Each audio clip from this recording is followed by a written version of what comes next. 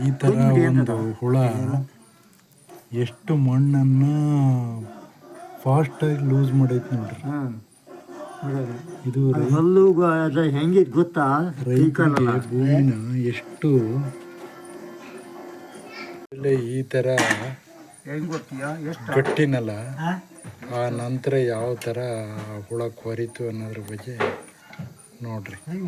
ಆತ್ಮೀಯ ಸ್ನೇಹಿತರೆ, ಸಾವಯವ ಕೃಷಿಗೆ ನಾವು ಕಳೆನಾಶಕ ಹೊಡಿದೇ ಇದ್ದರೆ ಒಂದು ಸಾಮಾನ್ಯ ಕೀಟ ಭೂಮಿನ ಯಾವ ಥರ ಆಗಿತೈತೆ ಅನ್ನೋದ್ರ ಬಗ್ಗೆ ನೀವು ಒಂದು ಇದನ್ನು ನೋಡ್ರಿ. ಒಂದು JCBನೋ ಅಥವಾ ಹೆಚ್ಚಿನಕ್ಕಿಂತನೂ ಅತಿ ಹೆಚ್ಚು ಕೆಲಸ ಮಾಡ್ತೈತಿ. ಸಾವಯವ ಮಾಡಬೇಕು ಅನ್ನೋದು ಇದೇ ಉದ್ದೇಶ.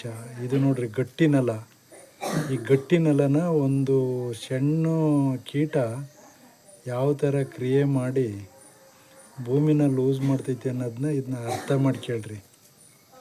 ದಯಮಾಡಿ ರೈತ ಬಾಂಧವರು ಕಳೆನಾಶಕನ ದಯಮಾಡಿ ಭೂಮಿಗೆ ಹೊಡಿಬಾರ್ದು.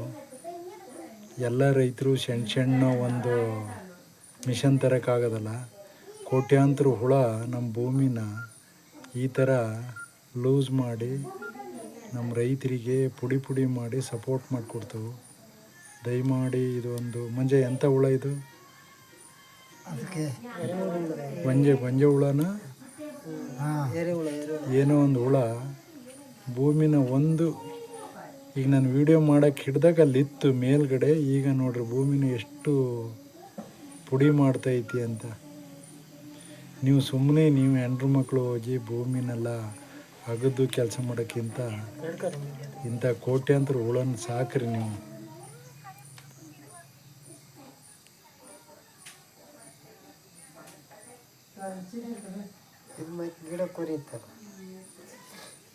ಗಿಡ ಕೊರಿಯೋದು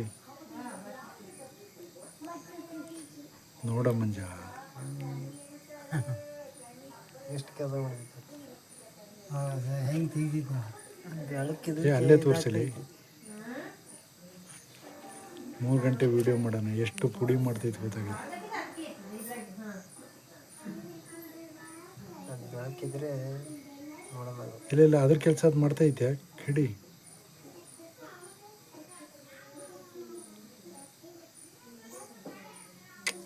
ಎಷ್ಟು ಬೇಗ ಪುಡಿ ಮಾಡಿತು ಮಾರಾಯ.